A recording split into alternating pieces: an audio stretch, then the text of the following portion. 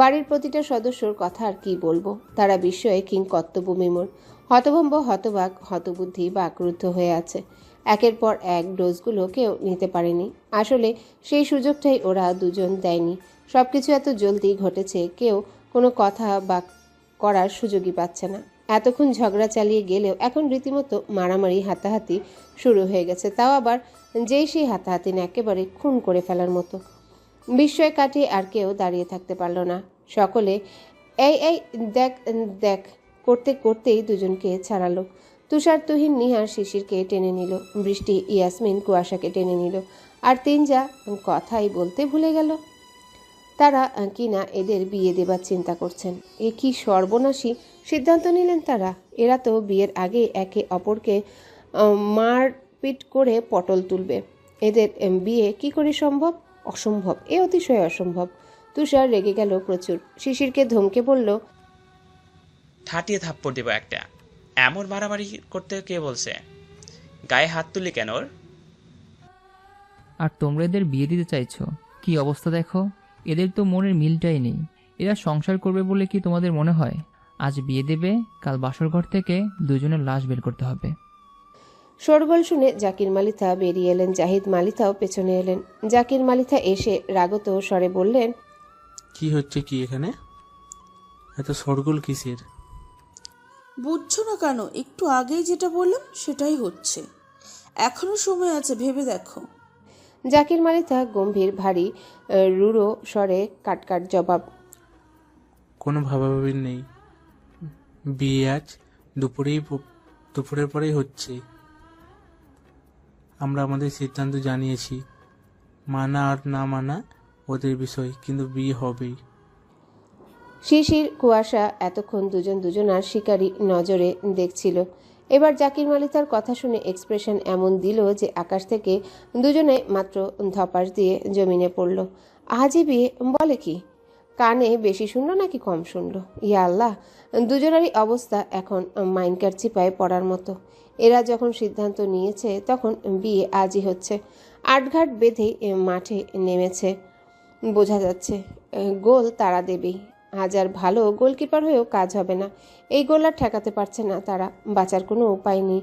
রা করার মতো কোনো পরিস্থিতি দেবে না। নিজেদের কালো ভবিষ্যৎ দুজনের চোখের সামনে স্পষ্ট দেখতে পারছে। নিজেদের এমন করুণ অবস্থা ভবিষ্যৎ দেখে একসাথে আবারও চিল্লিয়ে উঠল। কি না? ওদের চিৎকার শুনে জাকির মালিথা ওদের দিকে ঘুরে রাগত স্বরে জিজ্ঞাসা করলেন। শিশির বলল, এসব কি বলছো বাবা? তোমরা সবটা জানো, তারপরেও এরকম একটা সিদ্ধান্ত কি করে নাও? সব থেকে বড় কথা, আমাদের মতামত না দিয়ে তোমাদের সিদ্ধান্ত চাপিয়ে দিচ্ছ। এটা অনুচিত। আমি এই বিয়ে করব না। এছাড়া আমার পড়াশোনা শেষ হয়নি, কেরিয়ার গড়া হয়নি। কুয়াশাও একইভাবে বলল, বড় চাচু, আমিও পড়াশোনা করতে চাই। আমিও ওই বিয়েতে রাজি না। ওর মতো গলা চুলকানোর গোডাউনকে বিয়ে করার থেকে পাগল হয়ে পথে পথে ঘুরতেও রাজি আছি আমি। তবুও আমি সারা জীবনের জন্য গলা চুলকানোর রোগী হতে চাই না। কুয়াশার কথা শুনে এতক্ষণ সব নীরবে দাঁড়িয়ে দেখা হিমেল বলল, তবে আর কি, শিশির ভাই একটু আগে বলল তোমায় বিয়ে করার থেকে রাস্তার পাগলকে বিয়ে করা শতগুণে ভালো। আর তুমিও পাগল হয়ে পথে পথে ঘুরতে চাও, তবে তোমাদের ইচ্ছাই পূরণ করে ফেলো। তুমি পাগল হয়ে যাও আর ভাই তোমায় বিয়ে করুক। ছোট হিমের এমন উচিত কথা শুনে উপস্থিত অনেকেই ঠোঁট টিপে হাসলো। আর শিশির, কুয়াশা দুজনেই রেগে বেচারা হিমকে দিল এক রাম ধমক। দুজনে একসাথে ধমকে বলল, এই লিলিপুটো ওদের বিরুদ্ধে ভাবা যায়? দুজনের পালানোর পথ সব দিক দিয়ে বন্ধ বেশ ভালোভাবেই বুঝেছে। কি করবে এখন দুজন? ভাবনার মাঝে জাকির মালিথা বললেন, উচিত অনুচিত এখন এই বয়সে এসে তোমাদের থেকে শিখতে হবে আমার। এই কথাই দুজনে মাথা নিচু করে ফেলল। কোনো কথা বলতে পারল না। তিনি আবারও বললেন, আর রইল সিদ্ধান্ত চাপানোর কথা। এখানে সিদ্ধান্ত চাপিয়ে দিচ্ছি, সেটা কে বললো তোমাদের? এত বছর যেসব ভালো মন্দ আর দেখে এসেছি, সেগুলো কি তোমাদের সিদ্ধান্তের উপর সিদ্ধান্ত নিয়ে করে এসেছি? তোমাদের কোনোটাতে ভালো হবে, কোনটাতে মন্দ হবে, সেসব কি তোমরা নিজেরা একাই ডিসাইড করে এত বড় হয়েছো? তোমাদের সকল দিকে যখন এত বছর সঠিক সিদ্ধান্ত নিয়ে মানুষ করে এসেছি, তখন এই বিয়ের সিদ্ধান্তটাও আমাদের, এবং এটাও উচিত কিনা অনুচিত সেই সব দেখার সিদ্ধান্ত আমাদের। এই বিয়ে সঠিক কিনা বেঠিক যে সেসব আমরা ভেবে চিন্তে নিশ্চয়ই সিদ্ধান্ত নিয়েছি। কেউ কথা বলতে পারলো না, দুজন চুপ করে আছে। শিশির বুঝলো বাবা মা হিসেবে তাদের অধিকার আছে ছেলে মেয়েদের জীবনের সিদ্ধান্ত নেবার। সঠিক সিদ্ধান্ত তারা যে নেবে না এটা ভাবাও ভুল, কিন্তু তাদের মত আছে কিনা জানতে চাইবে না? তারা তো এখন আর ছোট নয়। পছন্দ অপছন্দ বলেও একটা জিনিস থাকে, সেসব বিবেচনা করে সিদ্ধান্ত নেবে না? তিনি আবারও বললেন, এবার বলি পড়াশোনা নিয়ে, ক্যারিয়ার করা নিয়ে। আমরা বিয়ে দিচ্ছি, কোথাও হারিয়ে যেতে বলছি না। যেমন পড়াশোনা করছো তেমন করবে, যেমন চলছে তেমনই চলবে, ক্যারিয়ার করে নেবে। আমি সাথে আছি। তোমার বাবা এখনো বেঁচে আছে, এখন যখন পড়তে পারছো বিয়ের পরেও পারবে। তোমাদের সেসব কেউ হস্তক্ষেপ করবে না। মুখে কারোর কথা নেই। কুয়াশা এসব শুনে আর কথা বলতে পারল না। ভাবলো বাবাবিহীন এই বাড়ির প্রতিটা সদস্য তাদের ভাই বোনের মায়ের দায়িত্ব নিয়েছে। এতগুলো বছর কোনটাতে ভালো হবে কোনটাতে খারাপ হবে সব সিদ্ধান্ত তারা নিয়েছে, এবং সেসব সঠিক সিদ্ধান্তই নিয়েছে। একটা পরিবারের বাবা না থাকলে তার পড়া পথে পথে ঘুরে বেড়ায়, সমাজে দুনিয়ায় বেঁচে থাকায় কঠিন হয়ে যায়। আর সেখানে এই বাড়ির প্রতিটা সদস্য তাদের আপন করে ঢাল হয়ে সবসময় পাশে থেকেছে, সকল বিপদ আপদ থেকে রক্ষা করেছে। সে একটা মেয়ে, এই বাড়ির মেয়ে হিসেবে কখনো তাকে কিছু থেকে বঞ্চিত করা হয়নি। বাবাবিহীন মাথার ছাদটুকুও থাকে না, কিন্তু তাদের সব কিছু দিয়েছে এই মানুষগুলো। তার বটগাছ নামক ছায়াটা পৃথিবী ত্যাগ করলেও এখানে সেই বটগাছ নামক ছায়ার অভাব নেই।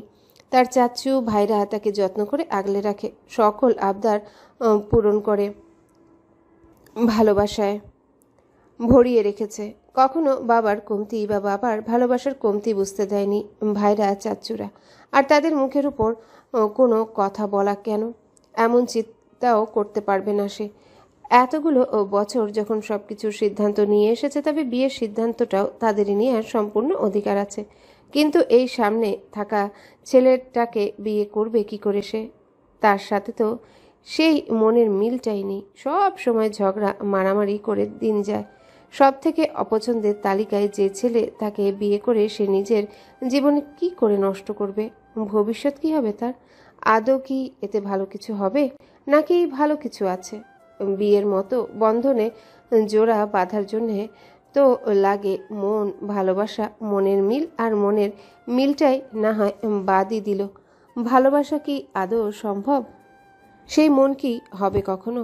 ভালোবাসাবিহীন সংসার করে কি করবে সারা জীবন, সেটা কি করে সম্ভব তার জানা নেই।